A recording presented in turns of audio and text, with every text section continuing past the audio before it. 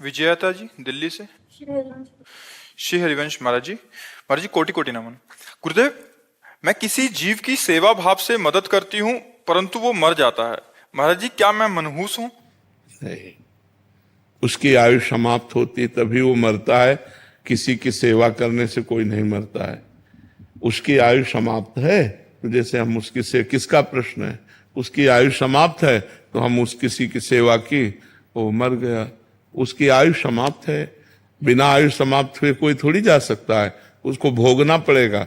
वो चाहे कीड़े पड़ जाए, जब तक आयु नहीं समाप्त है तब तक नहीं मर सकता।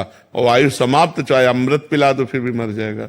आयु समाप्त है, उसमें अपना कोई भाग्य नहीं लगता कि हम सेवा की, वो बच नहीं पाया तो हम मनहूस हैं।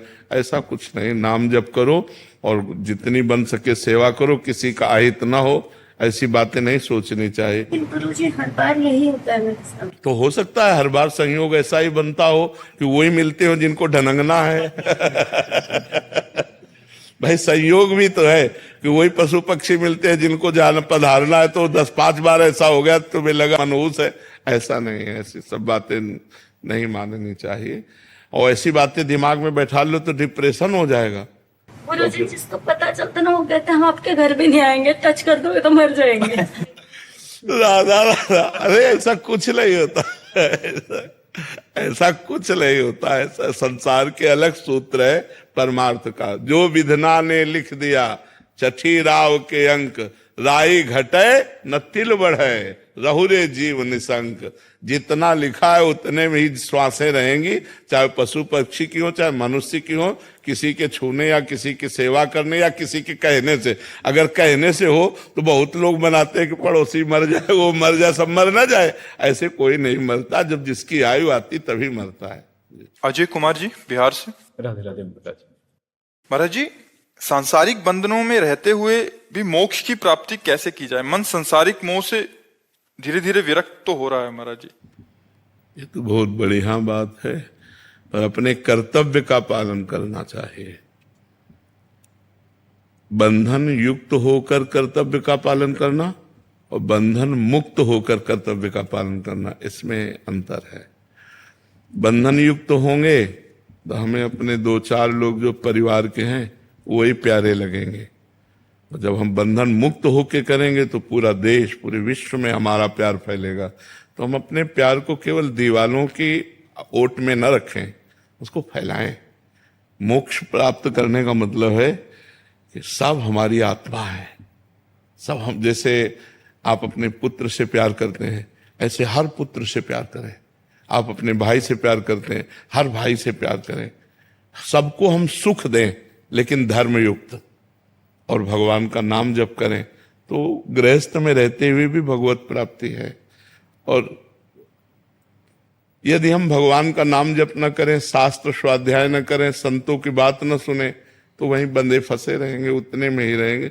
देखो घरों में लड़ाई झगड़ा होते रहते हैं, रुपया कमाओ, खाओ पियो, ब्याह बर, बस इतने में पूरी जिंदगी हो गई। कभी सत्यधर्म अध्यात्म की चर्चा भी नहीं सुनी, कभी भगवान की तरफ चलने। तो ये समझना है कि हमको ईमानदारी से भजन करना है, और जैसे हम अपने परिवार से प्यार करते हैं ऐसे हम समाज से प्यार करें, क्योंकि सब में भगवान विराजमान है।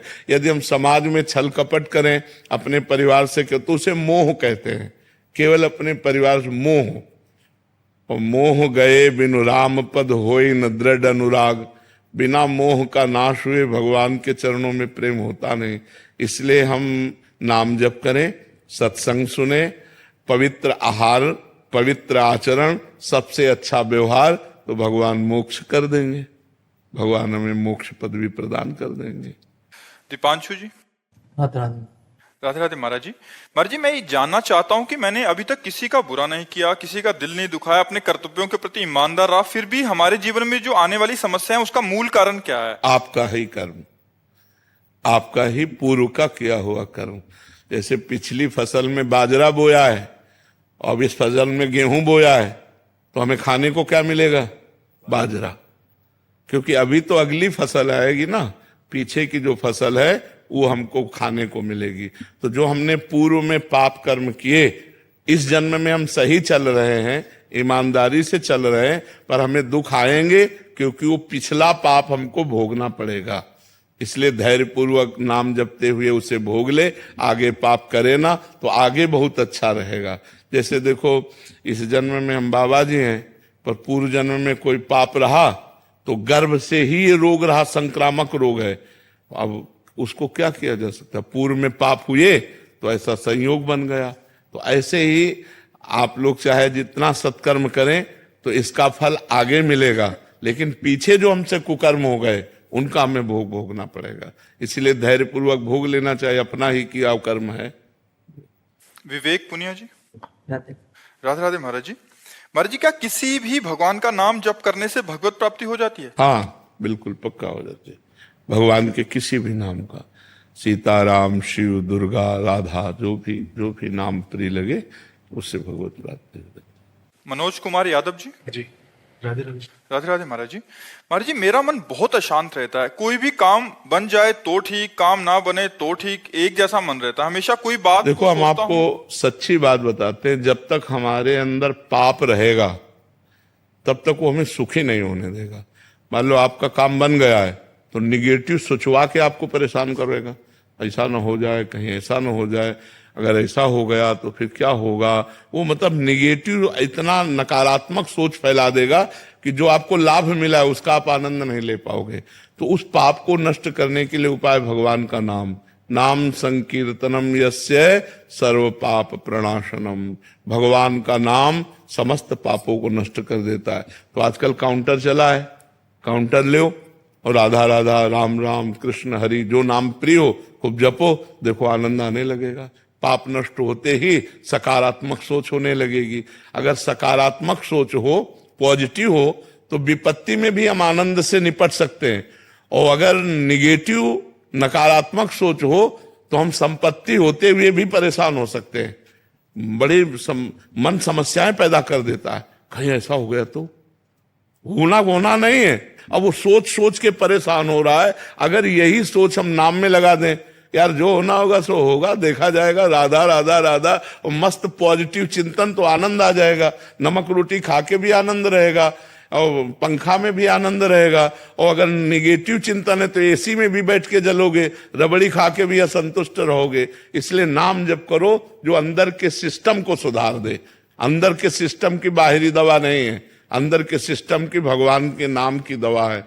जासु नाम भव भेषज, भेषज माने औषधि, जासु नाम भव भेषज हरन घोर त्रिशूल। जिनका नाम दैहिक, दैविक, भौतिक तीनों तापों को नष्ट करने वाला, सब पापों को नष्ट करने वाला और आवागमन के चक्र को रोक देने वाला, उन भगवान का नाम जप करो, खूब नाम जप करो। इंस्पेक्टर अखिलेश मिश्रा जी।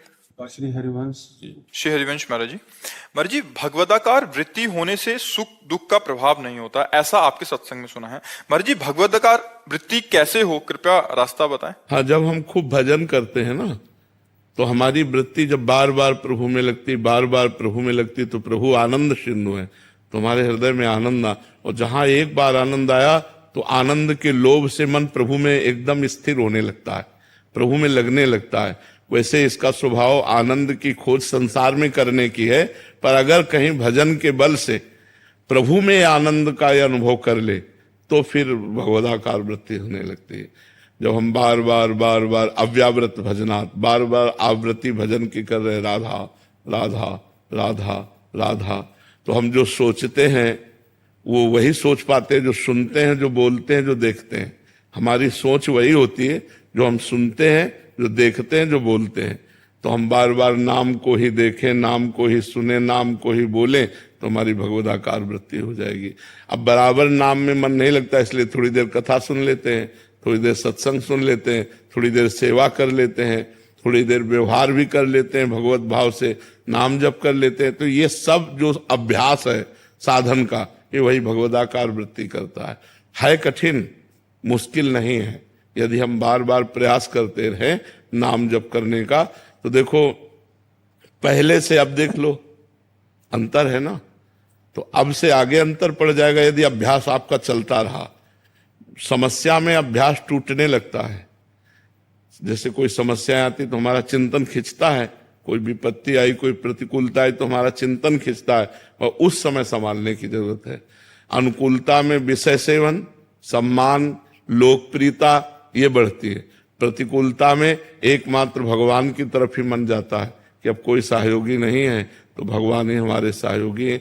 तो भजन में प्रतिकूलता अच्छी मानी गई है, पर भगवान से प्रार्थना करें कि प्रतिकूलता दो तो इतनी सामर्थ्य दो कि सह जाएं, हमारा अन्य चिंतन न हो, हम टूट न जाएं। नहीं तो ऐसी ऐसी प्रतिकूलताएं आती कि आपको अविश्वास हो जाएगा, हमारा सब कुछ ऐसा, अब आपका सब कुछ नहीं है, अब उनका सब कुछ है, वो जैसे चाहे तैसे। और सब भक्तों को ध्यान रखना, भगवान की 3 लीलाएं होती हैं, सृजन, पालन और संहार। ये सबके जीवन में होगा। शरीर की रचना हुई है तो इसका पोषण भी वही कर रहे हैं, अन्न जल वायु आदि के द्वारा, और विनाश भी वही करेंगे। ऐसे हमारा परिवार है, ऐसे ग्राम है, प्रदेश है, राष्ट्र है। रचना उन्होंने की है, पालन भी वही कर रहे हैं, तो विनाश भी वही करेंगे। हमको रचना लीला, पालन लीला और विनाश लीला में समता प्राप्त करनी है। नहीं तो रचना अच्छा लगता है, पालन अच्छा लगता है, लेकिन विनाश अच्छा नहीं लगता। और ये होता है, पुत्र का मर जाना, पत्नी का मर जाना, पति का मर जाना, परिवार के जनों का बिछोह होना, तब लगता है भगवान कहाँ है। अगर होता तो हमारा एक ही पुत्र था, क्यों हरण कर लिया? क्या वो इतनी सृष्टि में हमारा ही पुत्र मिला था उनको, हम उनकी शरण में भजन करते हैं, तो क्या इतना नहीं रख सकते थे कि मेरे परिवार का एक ही दीपक है, उसको भी बुझा दे? ऐसी धारणाएं बनने लगती हैं। तो अपने को विपत्ति में, दुख में संभालना है, क्योंकि भगवान की 3 लीलाएं। जैसे पुत्र की आयु 20 वर्ष है, अब आप चाहे जितना भजन करो 21 नहीं हो सकती, वो 20 ही रहेगी। जो विधना ने लिख दिया 6 राव के अंक, राय घटे न तिल बढ़े रहुरे जीव निशंक, उसको उतना ही रहना है। तो कभी कभी ऐसी विपत्तियां आती हैं, ऐसे दुख आते हैं जिसमें हमारी भगवदाकार वृत्ति का जो हम अभ्यास कर रहे हैं उसमें विक्षेप पड़ने लगता है। तो हमें चाहिए उस समय हम धैर्यवान बने, वही होगा जो प्रभु चाह रहे हैं, वही होगा जो प्रभु चाह रहे हैं, वही होगा जो श्री जी चाह रही हैं। श्री जी मंगल चाहते हैं, कभी अमंगल नहीं हो सकता। राधा राधा राधा राधा, समय आया है, कट जाएगा। और उस समय आपकी भगवदाकार वृत्ति में विक्षेप नहीं पड़ा, क्योंकि आपका चिंतन रहा। तो आगे आनंद जब आएगा तो भगवदाकार वृत्ति उदय होने लगेगी। तो यह अभ्यास, दुख और सुख में चलते फिरते, खाते पीते, उठते बैठते, हर समय प्रभु का चिंतन करना। कभी रूप का ध्यान, कभी लीला कथा सुन रहे, कभी सेवा, कभी भजन, कि हम हर प्रकार से अपने चित्त को प्रभु में जोड़े।